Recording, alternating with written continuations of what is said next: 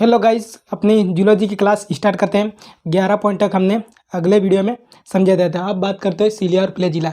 उससे पहले हम जो पढ़ा दिया था उसके बारे में थोड़ा रिवीजन कर देते हैं। तो माइटोकॉन्ड्रिया था जो श्वसन का कार्य करता था और ऊर्जा बनाने का कार्य करता था।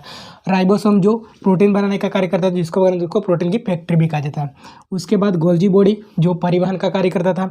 उसके बाद इंडोप्लाज्मिक रेटिकुलम जो कोशिका के अंदर आंतरिक कंकाल और शक्ति प्रदान करने का कार्य करते थे। उसके बाद वैक्यूल्स जो जल संग्रह का कार्य करती थी। उसके बाद लाइसोसोम जो कोशिका की आत्मकथा की थैली भी कहा जाता था। उसके बाद सेंट्रोसोम जो कोशिका विभाजन का कार्य करते थे। उसके बाद न्यूक्लियस जिसको केंद्र कहते हुए पूरे कोशिकाओं को कंट्रोल करने का कार्य करती थी। तो हम बात करते हैं अब सीलिया और फ्लैजिला क्या है। तो उसके बारे में तो यह केवल जंतु कोशिका में पाए जाते हैं। सीलिया और फ्लैजिला केवल जंतु कोशिका में पाए जाते हैं और ये बाल जैसी संरचना होती है, यानी कि कोशिका झिल्ली के बाहर जो बाल जैसी संरचना होती है और यह कोशिका के सबसे बाहरी संरचना में कोशिका के बाहरी संरचना में होता है। ये क्या कार्य करता है? गति करने का कार्य करता है, यानी कि जो कोशिका की गति में कार्य करता है। उसके बाहर जो तरल पदार्थ होते हैं उसका अवशोषण करने का भी कार्य करता है। इसके बाद हम देखते हैं कि सीलिया क्या होता है और फ्लैजिला क्या होता है। तो सीलिया का मतलब होता है जो छोटा आकार के जो बाल होते हैं उसको बोलते हैं सीलिया कहा जाता है, और फ्लैजिला का मतलब होता है जो बड़ा आकार के जो बाल होते हैं उसको बोलते हैं फ्लैजिला। और ये सीलिया और फ्लैजिला के माध्यम से ही जो स्पर्म होता है उसको शक्ति प्रदान करते हैं और वो आगे की ओर गति करता है। लवक इसको बोलते हैं प्लास्टिड, यह केवल पादपों में पाया जाता है और सबसे बड़ा पार्ट होता है।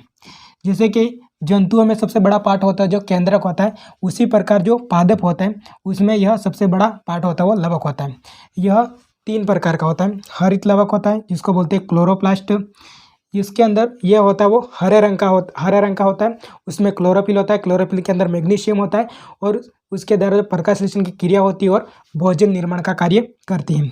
हरित लवक किस में पाया जाता है? तने और पत्ती में पाया जाता है। अब बात करते हैं अवर्णित लवक जिसको बोलते हैं ल्यूकोप्लास्ट।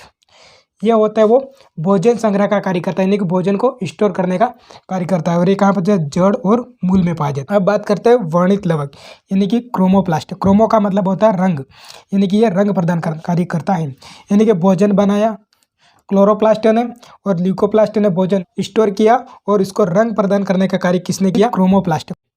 जैसे कि गाजर का रंग होता है जो कैरोटीन के कारण होता है, चुकंदर का रंग विटामिन के कारण होता है, टमाटर का लाल रंग लाइकोपीन के कारण होता है और जो फलों का पीला रंग ज़ैंथोफिल के कारण होता है। चलो गाइस, हम पढ़ते हैं अब गुणसूत्र यानी कि क्रोमोसोम के बारे में। उसकी खोज की थी स्टारबर्गर ने।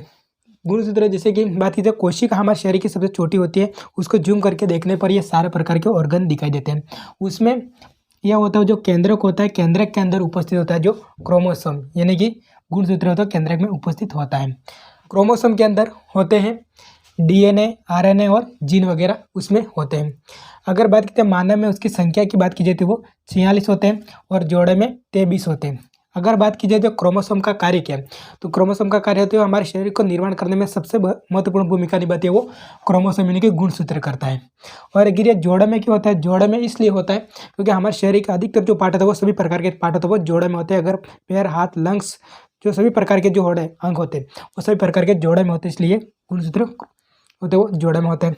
अगर बात की जाए पुरुष में तो 44+2 होते हैं और महिला में भी 44+2 होते हैं। पुरुष में होता है वो XY होता है और जो महिला होती है उसमें XX होता है। चलो गाइस, स्टार्ट करते हैं जंतु कोशिका और पादप कोशिका में अंतर। तो जो केवल जंतु कोशिका में पाया जाता है ये केवल जंतु कोशिका में पाए जाते हैं और ये केवल जो होते हैं वो पादप कोशिका में पाते हैं। और दोनों में जो पाए जाते हैं वो बीच में है। जंतु कोशिका होता है वो आकार में छोटा और गोल होता है, जबकि बात की जाए पादप कोशिका आकार में बड़ा और ये चौकोरनुमा आकृति का होती है। जबकि जंतु कोशिका में रिक्तिका होती है वो छोटी होती है और जो पादप कोशिका में जो रिक्तिका होती है वो बड़ी होती है।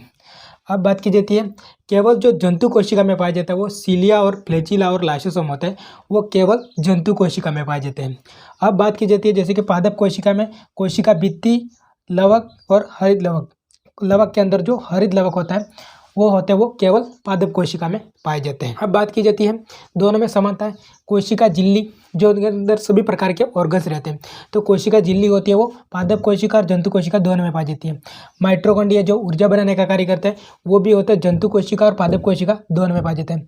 अब बात की है राइबोसोम जो एंडोप्लाज्मिक रेटिकुलम पर उपस्थित होता है, तो ये होता है वो पादप कोशिका और जंतु कोशिका दोनों में पाए जाते हैं।